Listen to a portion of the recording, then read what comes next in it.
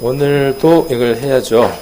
이걸 하는 이유는 안 해도 됩니다. 안 해도 되지만 하는 이유는 우리가 어느 거 하나를 끝까지 한번 해보자, 될 때까지 한번 해보자 하는 것들이 우리에게도 필요할 것 같습니다. 그래서 별것 아니지만은 우리가 이것을 두고 한번 끊임없이 해봄으로 또 교회 가운데에서 어떤 일들을 정하고 또 함께 있을 때 또 한 마음으로 할 수 있는 작은 연습들도 훈련들도 되리라고 생각을 합니다.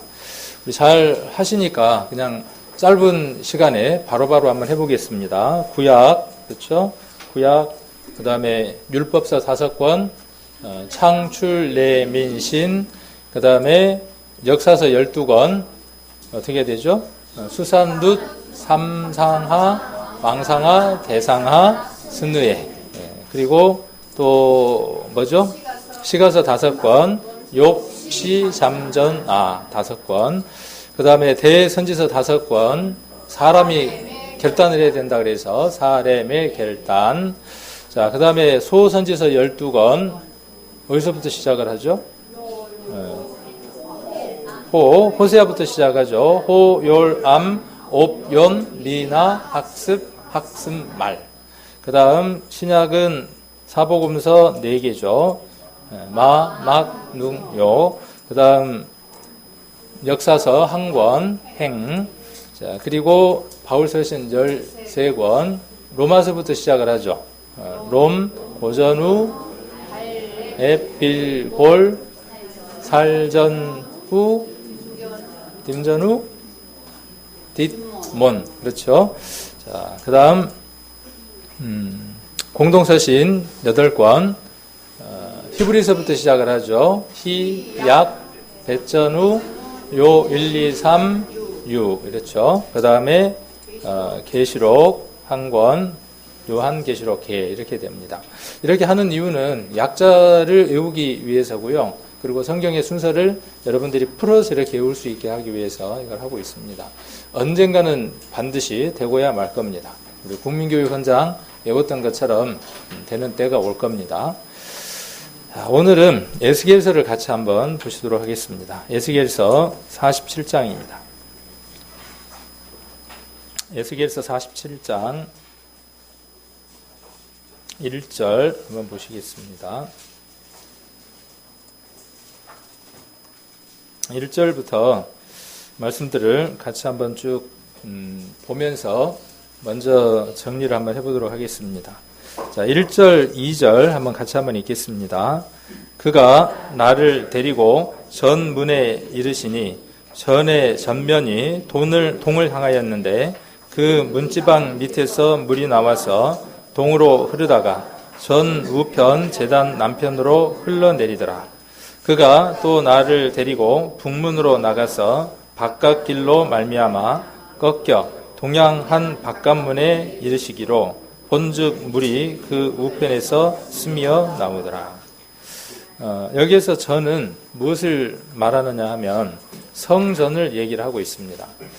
이 에스겔서에 대한 뭐 배경적인 것 이런 것들을 이야기하려면 시간이 많이 가고 또 번거롭고 어렵고 그러니까 그런 부분들은 다음에 한번 우리가 이야기할 수 있는 시간이 될 것이라고 생각을 하고 오늘은 그냥 에스겔서 그 47장에 나오는 이 말씀만 위주로 해서 한번 살펴보도록 하겠습니다. 그래서 성전 안에서 물이 흐르고 있다는 거죠. 물이 나와서 그 성전 전체를 적시고 거기서 흘러나온다고 이야기를 하고 있습니다. 이 성경을 읽으면서 이렇게 떠오르는 성경들이 없나요? 성경을 이렇게 쭉 그 성경들이 읽다 보면요. 이 성경과 뭐 영화 같은 데 나오는 그런 용어처럼 오버랩 되는 게 있어요. 이렇게 겹쳐지면서 합쳐지는 것들이 있어요. 같이 이 성경을 읽으면 뭔가 이렇게 예전에 이 성경 읽어봤던 것 같은데 본 것 같은데 그런 느낌이 드는 성경들이 느껴질 때가 있습니다. 그렇게 연결된 것을 관주라고 이렇게 이야기를 합니다. 그래서 대체로 우리가 성경을 보면서 느껴지는 것들을 연결을 해보면 옛날에 관주 성경에 있었던 것과 같은 것들을 보게 됩니다. 저는 이 에스겔서 47장 1절, 2절에 이렇게 보면서 어떤 말씀이 생각이 나느냐 하면 창세기의 에덴 동산의 생각이 납니다. 강이 에덴에서 발원하여 동산을 적시고 거기서부터 근원이 되어 그래서 4개의 강이 흘러나왔죠. 그렇게 흘러나온 4개의 강이 모든 것들을 비옥하게 만들었던 것을 우리가 창세기를 통해서 볼 수 있죠. 그 에덴 동산이 범죄함으로 말미암아 깨어지고 무너졌죠. 그리고 지금 우리의 모습들이 이렇게 되어졌습니다. 이 에스겔서는 이스라엘을 하나님이 회복하실 것이다 하는 것에 대한 예언들을 에스겔에게 보여준 내용들입니다. 그래서 예루살렘에 있는 그 성전을 하나님이 회복하실 것이고 다른 나라에 빼앗겼던 그 나라를 하나님이 회복해 하셔서 그 황무하고 불모지가 된 이스라엘을 하나님이 그 약속의 땅을 하나님이 회복시켜서 풍요롭게 하실 것이다 하는 내용을 지금 47장에 이야기를 하고 있는 겁니다. 그 내용을 이미 예루살렘이 회복되기도 전에 포로로 잡혀가 있는 그 시기에 하나님은 에스겔에게 지금 보여주고 계시는 거죠. 그러니까 에스겔은 이미 어디에 가 있는 거죠? 에스겔은 이미 어디에 가 있느냐 하면 회복된 성전 안에 가 있는 것이죠. 우리도 마찬가지죠. 우리의 구원은 머지않아 그 나라에 가는 것이 아니라 지금 어디에 가 있느냐 하면 그 하나님 나라에 가 있는 것이죠. 하나님 나라는 죽어서 가는 것 맞죠? 이제 그것도 맞고요. 그러니까 우리가 간혹 이렇게 성경을 보거나 그럴 때에 한쪽에 이렇게 치우칠 때가 있더라고요. 하나님 나라는 지금 우리에게 이루어져 있는 겁니다. 그리고 죽으면 어떻게 되느냐 하면 우리에게 이루어진 이 하나님 나라가 연결되어지는 겁니다. 지속되어지는 겁니다. 그래서 죽으면 천국 간다라고 하는 그 생각들이 말씀을 통해서 바뀌어져야 돼요. 지금 우리가 살아가는 삶이 어떤 삶이어야 되느냐 하면 천국을 누리고 사는 삶이 되어야 됩니다. 이런 부분들을 우리에게 알려주고 가르쳐주기 위해서 이런 말씀들이 우리에게 함께 있는 겁니다. 그래서 여기를 보면 이제 성전의 그림을 참 설교자는 숙제가 많아요. 본인이 이해하는 것만으로 끝나는 게 아니잖아요. 본인이 이해하고 그 이해된 것을 충분히 소화시켜서 여기에 오는 그 불특정 다수의 다양한 경험을 가진 우리 성도님들에게 충분히 이해시킬 수 있도록 해야 하는 것이 설교자의 몫인데 참 어렵더라고요. 해보면은 시간도 맞추기가 어렵고 그리고 기승전결해서 우리 성도님들에게 어떤 내용들을 알린다는 그것이 참 어려움이 있습니다. 그래서 자주 간혹도 이렇게 기도 부탁을 드리지만 설교자들을 위한 간절한 기도가 있어야 합니다. 그래서 토요일날 저녁에 우리 성도님들이 그날 그 다음 날 어떤 설교자가 설교할 것인지 잘 살펴보고 내일 이 설교자가 설교를 하니까 내일 교회를 안 가야 되겠구나 라고 하시면 안 되죠. 수요일날 찬양 예배니까 날 또 찬양을 시킬 거야. 나는 안 갈래. 이렇게 이제 하시기도 하는데 뭐 그런 분 안 계시는 줄로 압니다. 그래서 그럴 때 우리가 어떤 것들이 필요하냐면은 기도가 필요하다는 거죠. 그리고 그 간절한 기도들은요. 누구를 위한 것이냐 하면 설교자를 위한 것이기도 하지만 여러분들의 마음들을 열게 만듭니다. 그리고 갈급하게 만듭니다. 그리고 이곳에 오셨을 때 스펀지처럼 말씀들을 빨아들일 수 있는 계기들이 됩니다. 그래서 토요일날 저녁이 되시면 우리 성도님들 꼭 그 밴드나 이런 곳에 설교자의 이름들이 올라있고 또 수요도 올라져 있으니까 기도 부탁을 드립니다. 청교도들은 우리 잘 아시죠? 그 믿음의 그 박해를 피해서 미국으로 갔던 그 청교도들은 토요일 저녁이 되면 무엇을 했느냐 하면 모였습니다. 따로 별도로 모였습니다. 토요일 저녁이 되면 모여서 뭘 하느냐 하면 기도 모임을 갖습니다. 그 기도 모임 속에서 무엇을 하느냐 하면 내일 이루어질 예배의 내용들을 두고 간절히 기도합니다. 그래서 그들의 주일 예배가 뜨거울 수 있었던 것은요. 토요일 날 기도 예배 때문에 그렇습니다. 우리도 예배를 자꾸 없앨 것이 아니라 더 만들었으면 좋겠어요. 그래서 허락이 되면 또 서로 그렇게 공유가 되면 토요일날 저녁에 그런 시간을 만들어서 우리가 기도회도 갖고 함께 우리가 다음날 어느 정도가 올 것인가 하는 것들을 나누는 그런 귀한 시간들도 우리에게 필요하리라고 생각을 합니다. 이런 그 말씀들을 배우는 이유가 어디에 있느냐 하면요. 그 일을 하기 위해서 힘을 얻기 위해서 우리가 이 말씀들을 배우는 겁니다. 이 말씀 따르고 우리의 삶이 별개가 아니라 이것들이 함께 가게 하기 위해서 이런 시간들을 갖고 있는 것이죠. 그래서 어려운 이 설교를 쉽게 좀 전달하려고 하다 보니까 이렇게 이제 그림들을 도구로 운영을 도움을 받을 수밖에 없더라고요. 그래서 머릿속에 이 에스겔서 47장을 그려야만 이해가 제대로 될 텐데 문자적인 것과 이런 배경적인 것이 이해가 돼야 이것이 내게 교훈으로 영적인 것으로 받아들여서 내게 힘이 될 텐데 그게 안 되면은 어려웁니까? 그래서 이렇게 그림들 한번 도구로 한번 활용을 해봤습니다. 그래서 성전을 쭉 돌아서 성전 안에 있는 그 모든 것들을 그 에덴 동산이 그랬던 것처럼 적시고 거기서부터 흘러나오는 거죠. 그렇게 흘러나와서 끝나는 것이 아니라 3절부터 보면 그 사람이 손에 줄을 잡고 동으로 나아가며 1,000척을 청량한 후에 나로 그 물을 건너게 하시니 물이 발목에 오르더라. 그 성전을 채우고 흘렀던 스며 흘러나오는 그 물이 얼만큼 되어졌다고 지금 말씀하고 계시느냐 하면 1,000척을 청량한 후에 나로 그 물을 건너게 하셨어요. 그러니까 그 물의 그 넓이가 길이가 얼만큼 됐다는 것이죠. 1,000척쯤 됐다는 얘기죠. 1,000척이면 얼마 정도 될까요? 그러니까 이게 성경 보는 방법이에요. 1,000척이 도대체 얼만큼이지? 그러면 이거 뭐 하는 데 쓸랍니까? 이거 이런 거 뭐 하는 데 쓰실래요? 그럴 때 쓰면 되죠. 인터넷에 치면 요즘은 다 나옵니다. 근데 어디 보면 나오느냐 하면 여기 47장 잡으시고 앞으로 조금 넘어가시면 43장이 있습니다. 모든 성경에 대한 답들은 성경 속에 있습니다. 그리고 앞뒤에 그 답들이 대부분 다 나와 있습니다. 43장 13절입니다. 43장 13절 제단의 척수는 이러하니라. 한 자는 팔꿈치에서부터 손가락에 이르고 한 손바닥 넓이가 더한 것이라 그랬죠. 그러니까 척에 대한 내용을 이야기를 하면서 얼만큼이라고 기준을 이야기하고 있냐면 팔꿈치에서부터 손가락까지. 이거 우리 많이 들은 얘기죠. 이게 규빗이죠.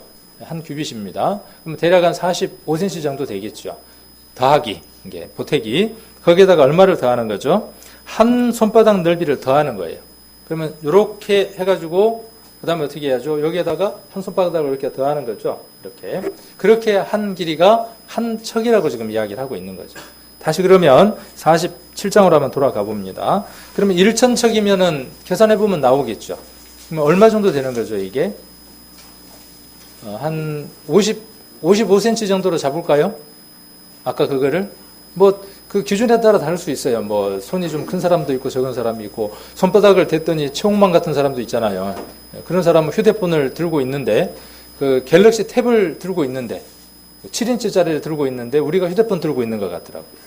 그런 사람에게 이 한 척은 또 다르겠죠. 평균 잡아서 한 52.5, 53cm 정도로 계산을 한다고 합니다. 대략적으로. 그러면은 1,000척이니까 얼마 정도가 되겠습니까? 530m가 되겠죠.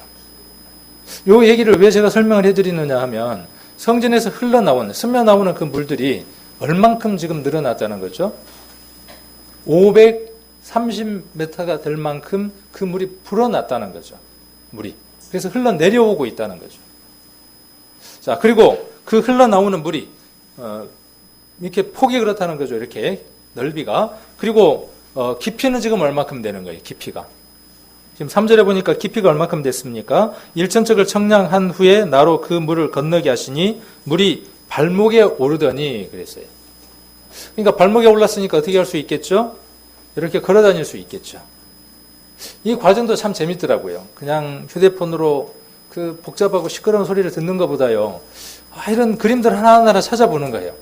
구글링을 하든지, 다음에서 찾든지, 네이버에서 찾든지 찾아보는 거예요. 그리고 이것들이 또 찾아지면 이것과 연관해서 또 다른 것들이 찾아집니다. 그러면 그 시간이 어떤 시간이 되어지느냐 하면 그 시간 자체가 내게 유익하고 소중한 시간이 됩니다. 그리고 내가 더 하나님을 더 알아가게 되는 거죠. 말씀을 더 알아가게 되고. 드라마 한번 보기 시작하면 어떻게 되던가요? 끝장을 봐야죠. 끝장을 봐야죠. 그래야 제가 드라마를 안 좋아하는 줄 알았더니요. 은근히 드라마를 좋아하더라고요, 보니까. 요즘은 이제 드라마 볼 시간이 없어서 참 감사한 것 같아요. 그거보다 더 재밌는 게 있어가지고, 궁금하시죠? 제가 그거보다 더 재밌는 게 생겼어요. 제가 잠도 많고 저녁에 늦게 자고 그러는데요. 일찍 일어나게 되고 저녁에 일찍 자게 되고 눈에 이렇게 막 불을 켜고 하게 되는 일이 생겼어요. 재밌어요. 뭔 얘기겠습니까? 제 얘기 재밌는 게. 제게 재밌는 거 다른 거 없습니다. 저와 여러분이 보는 이 말씀. 보다 보니까요. 오늘 아침 식사를 하면서도 그런 얘기를 했지만 제가 성경을 아는 것보다 모르는 것이 훨씬 더 많더라고요.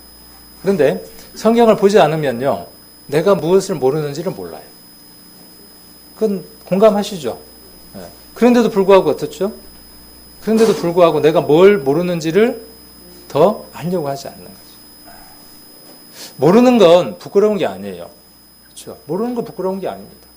그러나 무엇은 부끄러운 것이냐 하면 내가 무엇을 모르는지 알아가려고 하지 않는 것이 부끄러운 것입니다. 그건 나이도 상관이 없어요. 늦은 것도 아니에요. 얼마든지 하시면 됩니다. 자, 그래서 발목을 이렇게 적셨다 그랬어요. 지금 이 성경을 쭉 보면 뭐냐면 뭔 얘기를 하고 싶은 거냐 하면 성전에서 물이 나왔는데 그 물이 점점 어떻게 되고 있다는 거죠? 큰 강을 이루고 있다는 거예요, 지금. 자, 그래서 4절 보면 다시 일천척을 청량하고 나로 물을 건너게 하시니 물이 어디까지 올랐어요? 무릎에 오르고. 자, 점점 시간이 지나니까 어떻게 돼요? 발목까지 올라오고, 그 다음 또 어디까지 올라오고요? 무릎까지 올라오고, 그렇죠? 자, 그 다음, 한번 봅니다. 자, 또 일천척을 청량하고 나로 물을 건너게 하시니 물이 어디까지 올라와요? 허리에 올라오고. 다시 일천척을 청량하니 물이 내가 건너지 못할 강이 된지라 그랬어요. 자, 무릎에, 그 다음에, 발목에, 무릎에, 허리에. 그 다음 그 강이 어떻게 됐습니까? 530m가 정도 되는데, 아까는 발목이랑 무릎 정도가 되면, 허리 정도가 되면 어떻게 할 수 있어요? 허리 정도 되면 못 건너갑니다. 허리 정도 돼요. 물살이 있게 되면 못 지나가요. 이게 무릎 위에까지, 허벅지까지 올라오면요, 물살이 있게 되면 건너기 어렵습니다. 건널 수 없는 강이 되는 거죠. 그리고 완전히 허리까지 잠겨서, 어깨 위까지 잠겨서 이렇게 목에까지 올라오게 되면요, 500m 수영해서 건널 수 있나요? 500m 건널 수 있는 부분. 조련이가 옛날에 뭐 대모도로 건너고 그랬잖아요. 우리는 불가능하죠. 자, 지금 강이 얼만큼 되어졌다는 거냐 하면 5절에 다시 일천척을 청량하니 물이 내가 건너지 못할 강이 된지라. 그 물이 창일하여 헤엄할 물이요 사람이 능히 건너지 못할 강이 됐어요. 자, 이렇게 된 다음에 끝난 게 아니에요. 이렇게 된 다음에 끝난 게 아니라 그 다음 이야기하고자 하는 게 있는 거예요. 그 다음 얘기하고자 하는 게 있는 겁니다. 자, 그 다음 6절 한번 봅니다. 자, 그림을 보면 이렇게 발목을 지금 잠그고 있죠? 어디까지 올라갔습니까? 아까 어떤 게 모르겠네? 자, 이게 발목이에요? 이게 무릎이에요? 모르겠네요. 어떤 건지. 어쨌든 발목, 무릎 표시하려고 지금 이렇게 그림을 댄 건데, 저도 이게 어떤 게 발목이고 어떤 게 무릎인지를 몰라서. 그런데 요거는 알 수는 있겠네요. 허리 정도까지 지금 물이 찬 걸 볼 수 있죠. 그 다음요. 이렇게 물이 차오른 걸 볼 수 있죠. 자, 6절. 그가 내게 이르시되 인자야 내가 이것을 보았느냐 하시고 나를 인도하여 강가로 돌아가게 하시기로. 내가 돌아간즉 강 좌우편에 나무가 심이 많더라 그랬어요. 그래서 결론적으로 한번 그림을 그려봤더니 이렇게 그림이 그려지더라는 거예요. 참 좋은 세상이죠, 요즘요. 조금만 내가 뭐 하면요, 수고를 하면 이 말씀을 이해시킬 수 있는 한 컷의 그림들이 이렇게 있습니다. 그리고 이 그림들을 통해서 우리가 더 많은 것들을 이해할 수 있고 다가갈 수 있는 시간들이 되죠. 그리고 그 시간은 하나님을 만나는 시간이니까 얼마나 재미있고 얼마나 즐겁고 얼마나 행복하겠어요. 자, 그래서 성전에서 나오는 물이, 성전에서 나온 이 물이 아까 1절과 2절에서 나온 물이 이렇게 쭉 흘러서 아까 발목, 무릎, 그 다음에 허리, 그리고 이 물이 창일하게 돼서 헤엄칠 수도 없는 그런 강이 됐다 그랬어요. 자, 그리고 아까 6절과 7절에 보니까 어떻게 되어져 있느냐 하면 강 좌우편에 뭐가 서 있어요? 나무가 심이 많았다 그랬어요.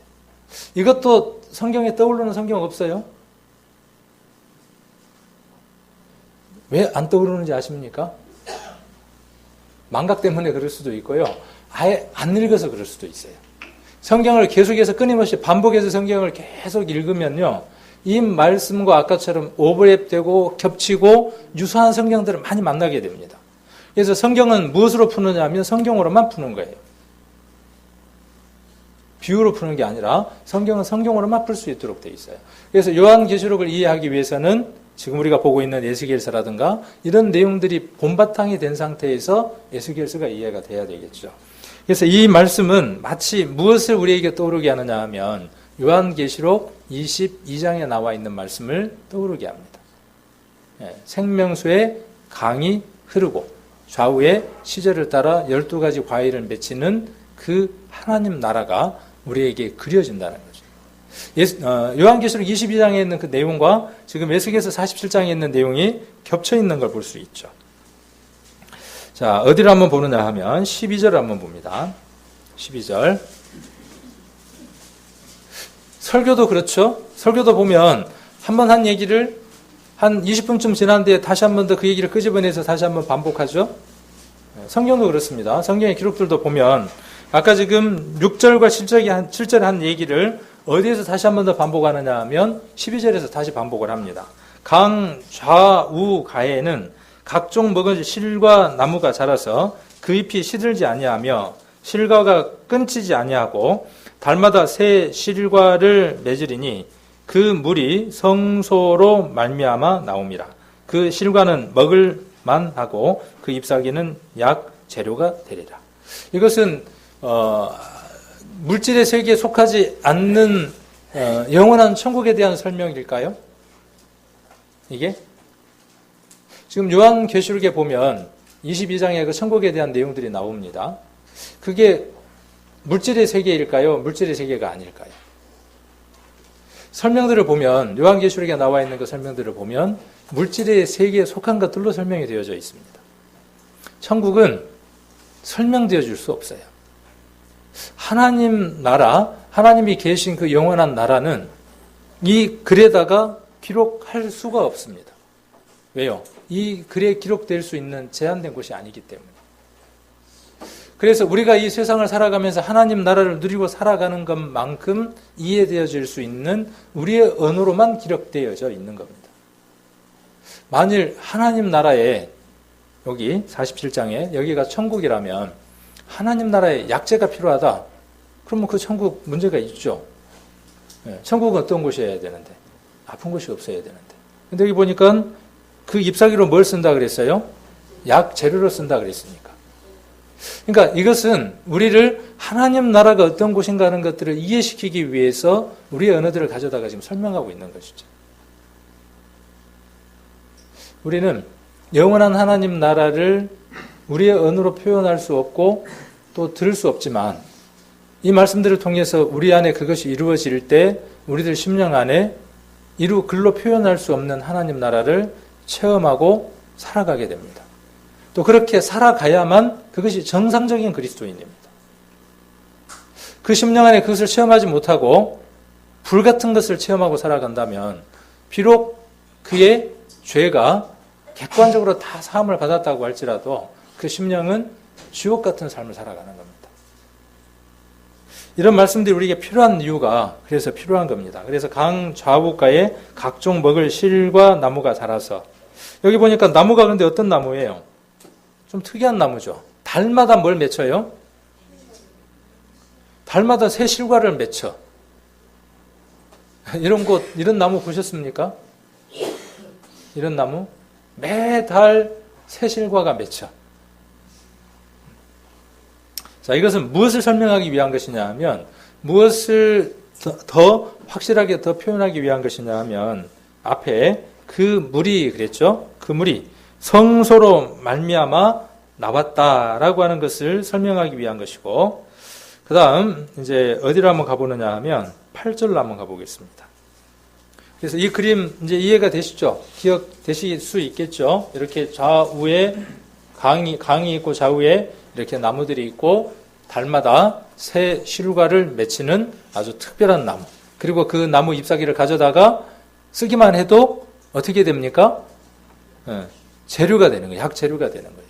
이것만 있으면 아픈 것이 없겠죠. 아픈 것이 있으면 어디 가면 되겠습니까? 저 강가에 가서 저 나무에서 잎을 따다가 먹든지 바르든지 그러면 낫겠죠. 치료되겠죠. 낫는다, 치료된다라는 단어를 지금 47장에서 찾을 수 있을까요? 한번 찾아보십시오. 낫는다, 치료된다, 고쳐진다 라는 단어를 못 찾으셨습니까? 소성이라는 단어입니다. 소성. 네, 한 번 나오는 게 아니죠. 뭐가 소성케 한다는 거예요? 성전에서 나오는 그 물이 소성케 한다는 거예요. 이 소성이라는 말을 히브리어로는 뭐라 그러냐 하면 라파라 그럽니다. 라파. 여호와 라파라고 혹시 들어보셨어요? 여호와 라파. 치유의 하나님. 계시록 에스겔서 마지막에 가면 어떤 이름으로 에스겔서가 끝나느냐 하면 여호와 삼마라고 하는 것으로 끝납니다. 여호와의 이름이 성경을 보면 굉장히 많이 나옵니다. 한번 시간이 나시면 여호와라고 하는 이름 뒤에 나오는 걸 한번 찾아보세요. 여호와 이레도 있고 여호와 라파도 있고 뭐 여러 가지들이 있습니다. 한번 찾아보면 굉장히 많아요. 근데 에스겔서 마지막에 보면 삼마라고 그렇게 48장에서 끝납니다. 그 삼마라는 말은 무슨 뜻이냐 하면 여호와께서 거기 계신다 그런 뜻이에요. 하나님이 계시는 그곳이 어디예요? 자, 초막이에요. 먹을 것도 없어요. 그런데 거기 하나님이 계시면 거기가 어디예요? 하나님이 계시면 거기가 천국인 거예요. 우리는 자꾸 뭘 원하죠? 우리는 사단이 원하는 기복적인 생각들을 갖고 있어요. 하나님이 계시면 그곳은 어떤 곳이어야 된다고 생각하느냐 하면 그곳은 꽃길이어야 돼요. 그곳은 풍요로워야 돼요. 자, 그렇게 생각하고 신앙을 하니까 신앙이 자꾸 꼬여요. 뭐가 잘 돌아가면 복 받는 거고 안 돌아가면 벌 받는다고 자꾸 생각을 하는 겁니다. 내게 아픔이 있고 내게 고통이 있고 내게 쓰라림이 있고 내게 세상 사람들에게 있는 그 어떤 것들이 다 없다고 할지라도 여호와 삼마라면 하나님이 그곳에 계신다면 거기가 천국인 겁니다. 그 믿음으로 우리들의 믿음들이 더 발전되기를 하나님이 원하시는 거예요. 우리는 어떻게 기도하느냐 하면 형편과 상황이 나아지기를 기도합니다. 좋아지기를 기도합니다. 그리고 거기가 천국이라고 생각합니다. 그리고 거기가 천국이어야 하는 거예요. 누가 안 계셔도 상관없습니까? 하나님이 안 계셔도 상관이 없어요. 뭐만 있으면 돼요? 풍요로움만 있으면 돼요. 풍요로움. 사단이 그렇게 만들어 두었어요. 그러니까 풍요로움이 있어야 되니까 교회에 오는 것도 멀어져요. 어떤 풍요로움이 있어야 되니까요. 내게 물질이 더 있어야만 해요. 내게 시간이 더 필요해요. 누구와 함께 할 시간? 가족들과 함께 할 시간. 하나님은요? 하나님하고 함께하는 시간은 별로 안 중요해. 내가 하나님을 믿는 이유가 어디에 있어요? 그 하나님이 내게 뭘 주기를 원하는 거죠? 내게 내가 원하는 것들을 주기를 원하는 거예요. 돈, 물질, 명예, 내 가족들하고의 풍부한 시간들. 그런데 하나님은요? 어떻게 하기를 원하느냐 하면 하나님은 좀 거기 계세요. 내가 지금 즐겁고 행복하고 바쁘고 지금 살아갈 만하거든요. 그러니까 주님 어떻게 하시라는 거예요? 주님은 그냥 거기 계세요. 거기 계시고 내 삶에 관여하지 마세요. 이게 마지막 시대의 삶을 살아가는 그리스도인의 모습일 수 있어요. 저와 여러분의 모습일 수 있습니다. 간섭받고 싶지 않아요. 그리고 거기가 어디라고 생각하느냐 하면 천국이라고 생각합니다. 바뀌어야 돼요. 바꿔야 하고. 내게 주어지는 그 어떤 것들이 내가 싫더라도, 욥기의 내용이 그것이죠. 싫더라도 하나님이 말씀하고 계시고 하나님이 그곳에 계시면 나는 지금 천국을 소유하고 있고 천국에 있는 것입니다. 그래서 이 에스겔서 마지막에가 아까 한번 찾아볼까요? 48장에 찾아봤나요? 48장 이게 지금 아까 성전에 대한 설명을 쭉 하고 이제 그런 내용들을 하고 성읍들에 대한 내용들도 이야기를 하고 하면서 48장 35절에 보시면 그 사면의 도합이 1만 8천 척이라 그 후로는 그 성읍의 이름을 여호와 삼마라 하리라. 그래서 그 하나님이 거기 계시고 그 다음에 하나님의 백성들이 있는 그곳 그 성읍의 이름을 여호와 삼마라 한다 그랬어요. 교회가 바로 어느 곳이냐 하면 여호와 삼마죠. 이곳이 바로 여호와 삼마입니다. 그래서 우리가 모일 때, 우리가 함께 할 때 그곳에는 우리 하나님이 함께 계시는 겁니다. 그곳이 어디냐 하면 천국입니다. 그곳이 성전이고요. 자, 아까 47장 8절로 가서 그가 내게 이르시되 이 물이 동방으로 향하여 흘러 아라바로 내려가서 바다에 흐르니 이 흘러내리는 물로 그 바다의 물이 소성함을 얻을지라. 아까 치료한다, 약제르라는 말이 나왔죠. 근데 여기 치료한다라는 말이 소성이라고 되어 있다 그랬죠. 라파라고 히브리어로 기록이 되어 있고 9절에도 라파가 나오고 그 다음에 두 번 나오죠. 그리고 11절에는 소성되지 못한다 해서 또 치료되지 못한다라고 이렇게 세 번 기록되어 있는 걸 볼 수 있습니다. 자, 이렇게 강 좌우에 나무들이 있는 겁니다. 거기에서 약재를 얻을 수 있고 먹을 만한 것들을 공급받을 수 있습니다. 자, 이 그림은 오버랩이 되죠. 에스겔서 47장에 나와 있는 이 말씀과 6절과 7절에 나와 있는 말씀과 요한계시록 22장 1절과 2절에 나와 있는 이 말씀은 묘하게 에스겔은 예수님 오시기 전 얼마 전에 사람이냐 하면 약 500년 전의 사람입니다.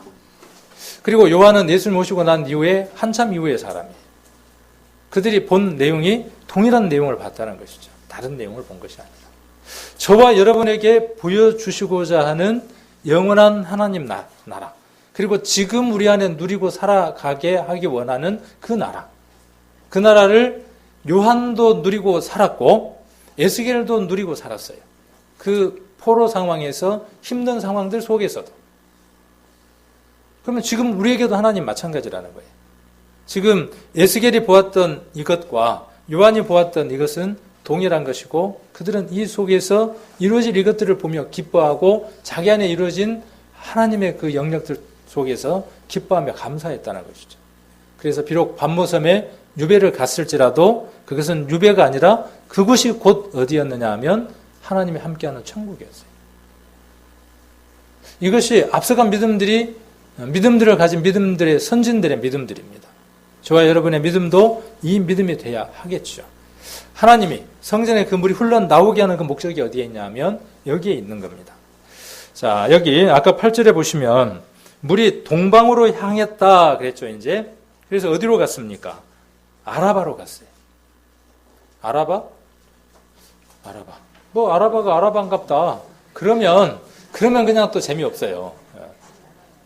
알아봐야지. 누가 말을 잘하시네. 아라바가 어딘가 알아봐야죠. 딱 제 스타일이네요. 알아봐야죠.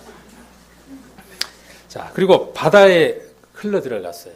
그럼 아라바는 어디고 바다는 어딜까요, 지금? 그렇죠. 그런 궁금한 점들이 생겨야 성경을 읽는 사람의 기본적인 자세가 되는 거예요, 이제. 저는 여러분들에게 이렇게 방법을 알려드리고 여러분들이 이렇게 퍼올리면 이 교회는 어떻게 되느냐 하면 풍요로워지는 겁니다. 그런 것들로 이 안에 서서 우리가 함께 공유하는 겁니다. 그게 만인 제사장주의의 핵심입니다. 니도 설교하고 나도 설교하고 그게 아니라 만인 제사장주의는 이렇게 퍼올린 말씀들을 우리가 아멘으로 화답하는 그것이 뭐냐면은 만인 제사장주의의 주된 내용들이죠. 그래서 아라바 한번 찾아보면 되는 겁니다. 그래서 아라바라는 말은 사막 광야를 뜻하는 용어입니다. 그래서 예루살렘 동쪽에서 시작을 해요. 아까 지금 물이 동방으로 향했다 그랬죠. 동쪽으로 향했다 그런 뜻입니다. 그러면 여기는 중심이 지금 어디겠어요? 지금 이 이야기를 하는 중심지, 중심 도시를 이야기를 한번 해볼 수 있겠죠. 동쪽 그러면 아무 데서나 동쪽이 될 수 없을 거 아니에요. 이 이야기라는 걸 기준으로 해서 동쪽이 어딘지를 한번 찾아봐야 되겠죠. 이게 말하는 동쪽은 어디냐면 중심지는 예루살렘이 되겠죠. 예루살렘 성전이 있으니까. 그 예루살렘 성전을 중심으로 해서 동쪽을 지금 이야기를 하는 겁니다. 그래서 예루살렘 동쪽으로 시작하여 요단강을 따라 남쪽으로 내려가 사해에서 만나는 넓은 유대 광야, 나무 한 그루 없는 활량한 벌판이며 산악 지역이 아라바다. 나무 한 그루 자랄 수 없고 길가에 손가락 마디만한 가시를 가지고 있는 가시나무 덤불만이 이따금 보여 사람이 결코 살 수 없는 곳이 바로 아라바이다. 이 가시 덤불의 가시로 가시면류관을 만들어서 예수님 머리에다가 씌웠죠. 자, 아라바는 사람이 살 수 없는 곳의 대명사입니다. 거기서 사람이 살아갈 수 없다라는 말의 대명사가 아라바라는 뜻이에요. 그러니까 그런 용어를 우리가 알아야 아라바로 갔다는 말이 뭔 말인지를 알 거 아니에요. 그러니까 성전에서 흘렀던 그 많은 물들이 이제 그 강 좌우에 나무도 소성케 하고 자라게 하고 난 다음에 그 다음 어떻게 했다는 거예요. 거기서 끝나는 것이 아니라 어디로? 사람이 살 수 없고 척박하고 가시덤불만 나는 그곳으로 뭐가 흘러갔다는 겁니까? 이 성전의 물이 흘러갔다는 거예요. 자, 그리고 어디로 흘렀다는 거죠? 여기 보니까 흘러내리는 물로 아까 8절에 그 바닷물이 그랬어요. 그 바닷물. 그럼 이 바다는 어디겠어요? 아라바와 인접한 어떤 바다겠죠. 그러니까 아라바와 이 두 개의 바다를 우리가 이해하는 것이 이 성경에 있어서 중요한 내용이 또 되어지겠죠. 자, 그래서 한번 지도를 한번 보게요. 지도를 보면 그래서 이 주도는 우리 성도님들이 꼭 하나씩은 프린트해서 이스라엘 그 지명이 나와 있는 이 주도들은 꼭 우리가 한번 가지고 다니면서 성경 볼 때 볼 필요들이 있습니다. 자, 여기에서는 지금 예루살렘이 표시가 안 돼 있는데 예루살렘 표시를 그냥 여기 정도라고 제가 한번 임의대로 한번 해보겠습니다. 이 정도라고 한번 이야기를 해보고요. 그럼 여기가 예루살렘이니까 동쪽이 어디가 되겠어요? 여기서 동쪽이 어디입니까? 오른쪽이 어디입니까? 동쪽? 자, 그러면 여기서 헤스본 쪽이 되겠어요? 저쪽 지중해 쪽이 되겠어요? 몰라. 자, 지금 여기가 광양입니다. 포항은 동쪽이에요? 서쪽이에요? 그거 묻는 거하고 똑같은 얘기예요.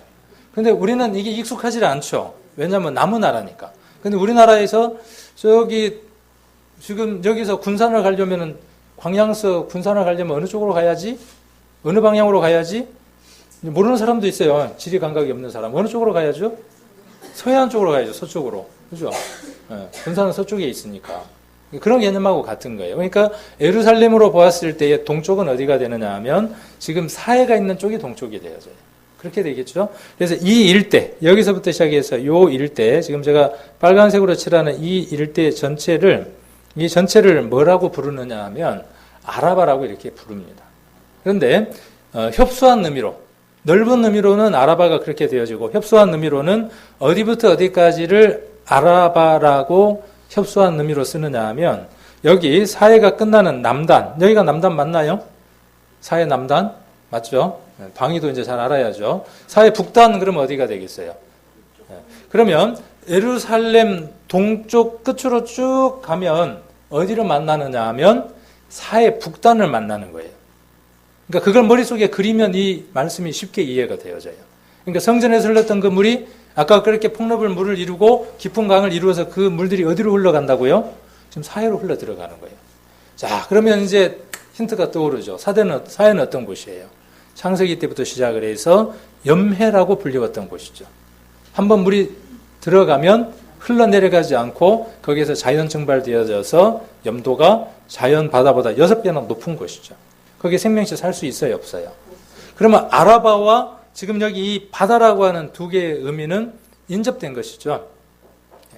그래서 이 사해를 신명기 3장에서는 시간이 없으니까 나중에 한번 찾아보시고 3장 17절 정도에 보시면 이 사해를 무엇이라고 불렀느냐 하면 아라바 바다라고 불렀어요. 무슨 얘기인지 이해가 좀 되시죠? 그러니까 이 아라바 근처에 있는 바다니까 아라바 바다라고 이렇게 불리웠어요. 그래서 협소한 의미는 여기서부터 시작을 해서 어디까지 예시온 게벨이라고 하는 이 지역까지 여기를 무엇이라고 부르느냐 하면 아라바 광야라고 이렇게 부릅니다. 그러나 넓은 의미로는 이 일대를 다 포함해서 이쪽 지대를 다 이렇게 포함해서 에돔까지를 포함해서 아라바라고 이렇게 아라바 광야라고 부르기도 한다는 것입니다. 그래서 아라바 광야 한번 가봐야죠. 한번 차 타고 한번 달려봐야죠. 오빠 달려가 아니라 한번 달려봐야 될 거 아닙니까? 갔더니 어때요? 풀 한 폭이 없어요. 여기가 지금 아라바를 지나가면서 찍은 사진입니다. 그래서 아라바라는 말은 건조지, 사막이라는 뜻이고 동쪽 에돔 상지와 서쪽의 네게브 사막 사이에 있는 저지대를 총칭하고 넓게는 갈릴리 바다에서 요단 계곡을 따라 아카바만에 이르는 저지대 전체를 말하기도 합니다. 그러나 일반적으로는 사해 남쪽에서 에시온 게벨에 이르는 건조한 항무지를 아라바 광야라고 이야기를 합니다. 자, 그래서 구약에서는 사해 바다를 아라바 바다라고 부르기도 했습니다. 그 물이 어디로 흘러간다는 것을 이제 그림을 그리면서 이해되어질 수 있겠죠. 자, 그래서 어디로 가느냐 하면 아라바 그 사막을 거쳐서 어디로 흘러 들어가느냐 하면 이 사해로 흘러 들어갑니다. 아라바 바다로 흘러갑니다. 세계 최대의 자연 스파래요. 해수면보다 420m나 낮대요. 그리고 한번 흘러 들어간 물들은 더 이상 빠져나가지 않고 자연 증발되고 6배나 높은 그런 염도를 유지하고 있다는 거죠. 여기 생명체 살 수 있어요, 없어요? 생명체가 살 수가 없어요. 사해 가보신 분들도 계시죠? 가서 뭐 머드팩도 한번 해보시고 그 다음에 물에 한번 떠서 신문도 읽어보고 하신 분도 있을 겁니다. 가보는 것도 괜찮을 것 같아요. 돈 투자하고 시간 투자했을 때 얻는 가성비는요 엄청나게 높습니다. 한번 가보시면 좋을 것 같아요. 사해라는 이름은 주후 2세기경 그리스의 역사가가 사해 바다라고 이렇게 불렀고 또 요세푸스라고 하는 사람이 소돔의 바다, 아스팔트의 바다라고 이렇게 소개하면서부터 사해라고 하는 말을 부르게 됐다라고 이야기를 하고 있고 성경은 일괄되게 사해를 무엇으로 이야기하느냐 하면 바다라고 이야기를 합니다. 그 얘기를 하고 싶어서 이 말씀들을 쭉 찾은 거예요. 갈릴리 호수. 그렇죠? 그런데 갈릴리 바다. 이렇게 부르기도 하죠. 그래서 여기가 바다라고 이렇게 부르고 있다는 겁니다. 꽤 넓어요. 가서 보면은. 세 나라와 인접된 국경을 이렇게 가로지르게 되죠. 팔레스타인하고 요르단하고 이스라엘을 이렇게 겹치게 되어져 있죠. 그래서 강 저쪽 건너편에서 요르단 쪽에서 군사들이 쳐다보고 있고 강을 넘어올까 봐서 지키고 있고 그렇죠. 안 가보셨죠? 안 가보셨으니까. 가보면 알아요.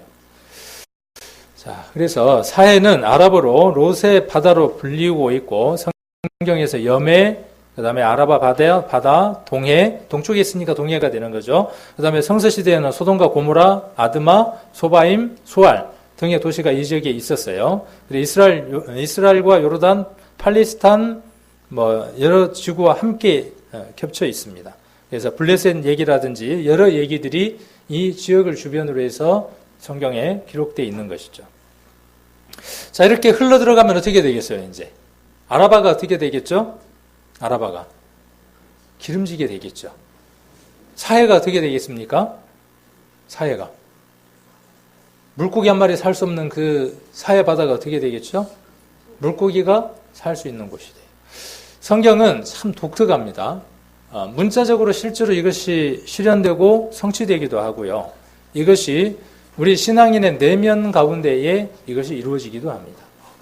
그래서 세 가지의 이 복잡한 것들이 성경 가운데에는 함께 이루어집니다. 문자적인 것도 이루어지고, 그다음 우리 내면 가운데에 어떤 것들도 이루어지고 함께 이것들이 이루어집니다.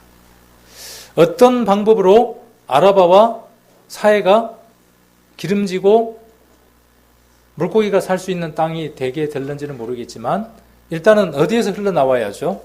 성전에서 흘러나와야 말씀이 성취가 되는 거죠. 근데 최근에 이제 인터넷에 이렇게 한번 찾아보니까 이 사해를 물을 넣어가지고 요르단하고 아까 이스라엘하고 팔레스타인이 물이 부족하니까 거기에다 바닷물을 부어가지고 물 공급을 하자 하는 그런 얘기들도 하고 있다 그래요. 그러면 이제 그런 일들이 이루어지겠죠? 근데 그거는 반쪽짜리죠. 그렇게 해서는 안 맞는 거죠. 그리고 혹은 지금요, 가보면, 이런 일들도 있답니다. 사해 근처에 한쪽에 가면 이렇게 솟구쳐 올라오는 샘들이 있고요. 그 주변으로 해서 물고기들이 일부 살고 있기도 한답니다. 그것이 어디하고 연결됐느냐에 따라서 예술계서에 나와 있는 이 말씀이 2500년 전의 말씀이 성취되느냐 되지 않느냐도 정해지겠죠. 그러나 오늘 우리가 보려고 하는 것은 문자적인 것을 보려고 하는 것이 아니라 이것이 우리와 어떤 그 교훈들이 되고 어떤 의미들이 있는가를 보려고 하는 거죠. 그래서 성전에서 넘쳐나는 물이, 흐르는 물이 어떻게 되어졌느냐 하면, 자, 아라바를 적시고, 이제 여기, 아까 그 황토가 되어 있는 그 땅을 적시고, 어디까지 흘러내려와서요? 사해까지 내려와서. 그리고 좌우에 이렇게 나무들이 있고, 그 나무들이, 달을 따라서 새 과실을 맺히는, 자, 이런 모습들은 누가 그림으로 이렇게 그려놨어요. 참 좀 이해하기가 쉽죠. 자, 그 다음 어디로 가보느냐 하면 9절입니다. 이 강물이 이르는 곳마다 그랬어요. 야, 이 강물이 한번 싹 스쳐 지나가기만 하면 어떻게 돼요? 아라바도 어떻게 돼요? 아라바도 끝장나는 거고요. 그 다음에 염해도 어떻게 되는 거예요? 끝장이 나는 거예요. 어떻게 끝장이 나는 겁니까? 자, 곳마다 번성하는 모든 생물이 살고 또 고기가 심히 많으리니 이 물이 흘러 들어가므로 바닷물이 소성함을 얻겠고 이 강이 이르는 각처에 모든 것이 살 것이며. 야, 여기가 얼마나 좋습니까? 인물이 한번 스쳐 지나가기만 하면 그 짠 바닷물도 어떻게 된다고요? 물고기가 살 수 있는 바다가 된다는 거예요. 어떻게 바다가 되느냐? 10절에 또 이 강가에 어부가 살 것이니 그랬어요. 아까 바다하고 강은 다르죠. 바다는 뭐예요? 짠물이 있는 것이고 강은요. 짠물이 없는 것이고 그렇죠. 그래서 바다가 무엇이 됐어요? 강이 된 거죠. 자, 어부가 살 것이니 엔게디에서부터 에네글라임까지, 참 이름이 어려워요. 에네글라임까지 금을 치는 곳이 될 것이라. 이 말의 표현은 어떤 표현이에요? 물고기를 잡을 수 없던 그 사이가 어떻게 된다는 거죠? 물고기를 잡을 수 있도록 어부들이 어디서부터 어디까지 N 거시기부터 시작해서 A 거시기까지 전부 다 뭐 하고 있다는 거예요? 물고기를 치고 지금 뭘 잡고 있다는 거예요? 고기를 잡는 거예요. 잡아도 물고기가 어떻게 한다는 거죠? 떨어지지 않고 잡힌다는 거예요. 그러면 N 거시기하고 A 거시기가 어딘지 우리가 대충 한번 알아봐야 될 거 아니에요. 대충 한번 알아보니까 엔게디에서부터 에네글라임까지라고 그랬으니까. 엔게디가 어디입니까? 자, 예루살렘이 어디에 있어요? 예루살렘이 이제 빨간색이 깜빡깜빡한 데가 예루살렘이에요. 저기 위에가 지금 예루살렘입니다. 거기 동쪽에 쭉 끝으로 오면 아까 사해 북단을 만나게 되는 거죠. 그리고 아까 말씀드린 대로 이 일대가 다 뭐냐 하면 지금 광야들이에요. 유다 광야라고 부르는 그 광야들이 아까 아라바 사막이 있는 겁니다. 여기를 다 적시고 어디로 흘러 들어가는 거죠? 이 염해로 사해로 들어가서 여기가 바다가 아니라 뭐가 되는 거죠? 강이 되게 만드는 거예요. 물고기 한 마리 살 수 없던 그곳이 어떻게 되는 겁니까? 물고기가 사는 곳. 그래서 어디서부터 어디까지? N 거시기부터 시작해서. 그런데 애 거시기가 어딘지를 잘 모르겠어. 찾아봐도 안 나오더라고요. N 거시기는 딱 이렇게 나와 있는데 애 거시기는 찾아봐도 잘 안 나와요.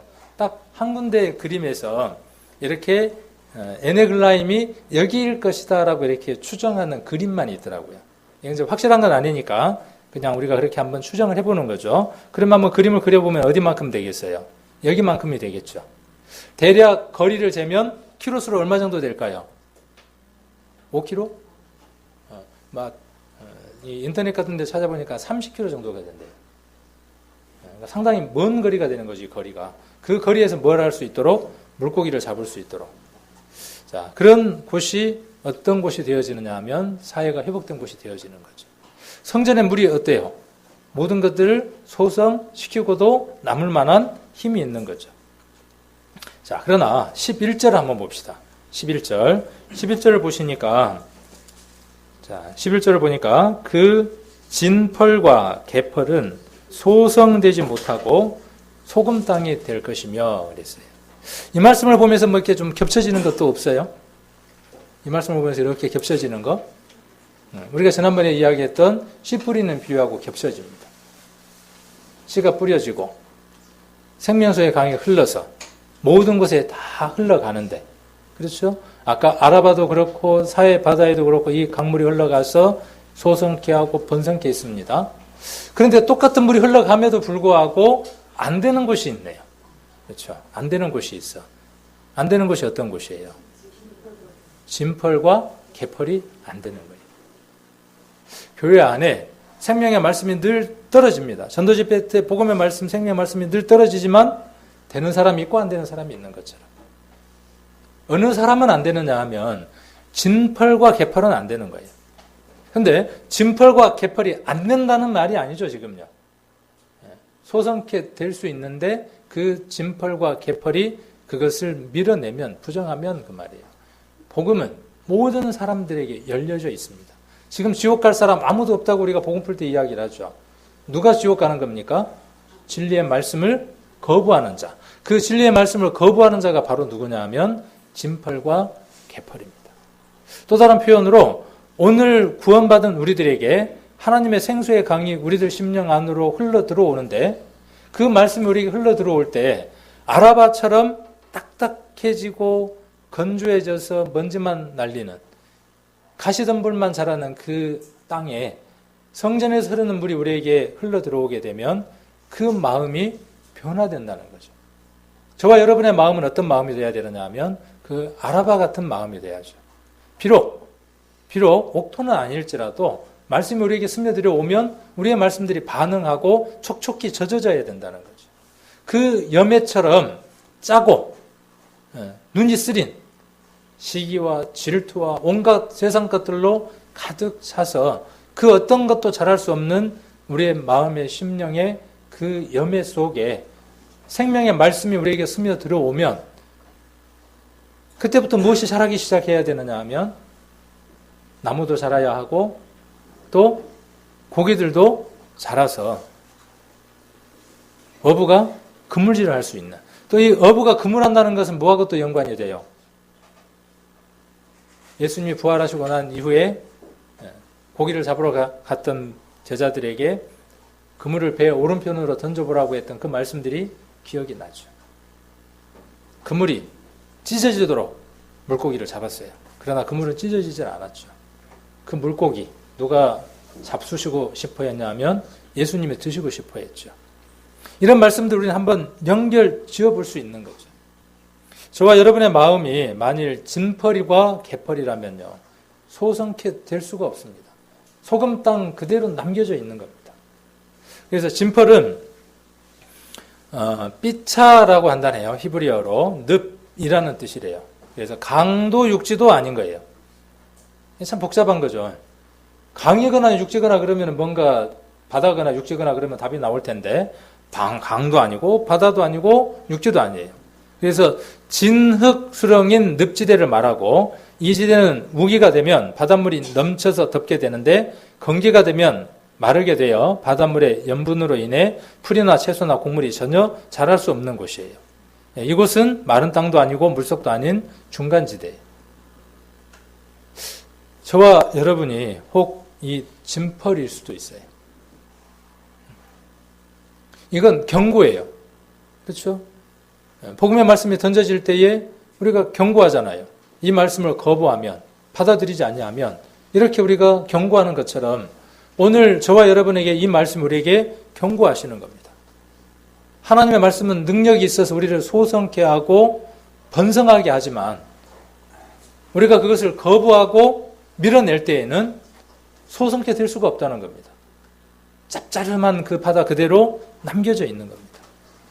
사람의 말에는 거부하거나 반응해도 괜찮습니다. 그러다 그것이 하나님의 말씀이라면, 또 누군가가 전해주는 그 말씀이 그 사람이 마음에 안 들더라도 그 말씀이 하나님의 말씀이라면 그 말씀을 받아들여야 할 필요가 있습니다. 그래서 진펄에 있는 사람은 무트로 올라가려고 해도 올라가지 않고, 가라고 해도 올라가지 않고, 물속으로 들어가라고 해도 들어가지 않는 자예요. 항상 자기가 중심이 되어 하나님 말씀과 하나님이 성령으로 하시는 일을 자기가 정해놓은 기준에서만 받아들이고 그 범주 안에서만 살아가려고 하는 사람들입니다. 이게 진펄의 특징이에요. 하나님의 은혜를 체험한 사람들이에요. 히브리서에 기록되어 있는 것처럼 유대인들처럼 맛본 사람들이에요. 얼마나 능력이 있는지를 아는 사람들입니다. 그럼에도 불구하고 자기 기준을 세워두는 거예요. 믿음은 자기 기준을 무너뜨리는 겁니다. 자, 그리고 개펄은 무엇이냐 하면 웅덩이라는 뜻을 갖고 있어요. 그래서 바닷물에 민물대에 잠겼다가 샘물대에 드러나는 개흙으로서 바닷물에 아주 잠기는 것도 아니고 무처럼 아주 드러난 것도 아닌 것. 비슷하죠. 아까 진펄하고. 자, 개펄에 있는 사람은 어떤 때에는 신앙의 열의를 가진 것 같아요. 그런데 금방 식어버리는 거예요. 냄비처럼. 어떤 때에는 생명을 바칠 듯이 열심히 특심이에요. 그런데 금방 시험에 드는 사람이에요. 자신이 원하는 대로 될 때는 감사하다가 원하지 않는 대로 원하는 것이 되지 않을 때에는 금방 불평하는 사람들이에요. 변덕이 죽을 끓듯이 하는 사람이에요. 신앙은 신실해야 돼요. 어제도 오늘 같고. 그렇다고 교회 안 나오는 것도 어제처럼 오늘 안 나오면 안 되고, 그런 것은 변해야 되고, 그리고 그 하나님이 기뻐하시는 것들을 신실하게 하는 것이 그리스도인의 올바른 모습이죠. 그래서 어떤 상황에서도 여전히 믿음을 가지고 변함없이 충성하는 사람이 은혜의 말씀을 받을 수 있고 성령께 쓰임을 받을 수 있습니다. 그래서 저와 여러분이 혹 이 진펄이 아닌지 또 개펄이 아닌지 한번 돌아봐야 될 필요성들이 있는 것 같습니다. 자, 이 말씀을 한번 조금 정리를 한번 해보면, 성전이 누가 성전입니까? 이제 보여지는 대로 말고요. 아까 눈에 그렸던 것들을 우리에게 한번 적용을 해보게요. 저와 여러분이 성전입니다. 그러면 성전 안에 물이 성전을 가득 채우고 그 가득 채운 물이 그 안에서만 차 있는 게 아니라 요한복음에 기록되어 있는 것처럼 생수의 강에 대해서 넘쳐 흘러야죠. 여러분 심령 안에 이 물이 고여 있습니까? 말라 있습니까? 아니면은 넘쳐서 지금 차고 흘러서 아까 그 성전의 물처럼 지금 일천척을 청량할 만큼 그렇게 넓은 물이 됐습니까? 누군가의 발목을 절식실 수 있을 만큼 그렇게 깊은 물이 되고 무릎을 적시고 허리를 적실 만큼 그렇게 많은 물들이 되어졌냐는 겁니다.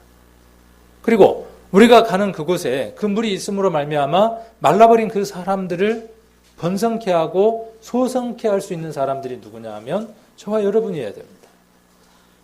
교회의 사명은 어디에 있느냐 하면 여기에 있습니다. 성전의 사명이 그런 것처럼 우리가 해야 할 일들이 다른 것들이 아니죠. 이 생수의 강이 내 개인의 삶을 흡족하게 채우고, 그게 안 되는데 뭘 할 겁니까? 맨날 목말라 있는데 맨날 만족함이 없어요. 풍족함이 없어요. 그러니까 거머리가 두 딸이 있어서 다고다고 하는 것처럼 맨날 다고다고 하는 겁니다. 이 말씀을 한번 채워져 봤습니까? 그리고 넘쳐납니까? 그렇게 넘쳐난 물은 다른 사람들에게 영향을 미칠 수밖에 없습니다. 그리고 그 넘쳐나는 물은 주변에 있는 모든 것들을 변화시키기 시작합니다. 저와 여러분의 사명이, 또 우리 교회의 사명이 무엇이냐 하면 그 사명입니다. 그래서 이러한 일들이, 예수께서 47장에 있는 이 일들이 우리에게 이루어질 수 있도록 우리가 성전이, 성소가 제대로 물들이 흘러나오고 있는지 확인할 필요가 분명히 있는 것 같습니다.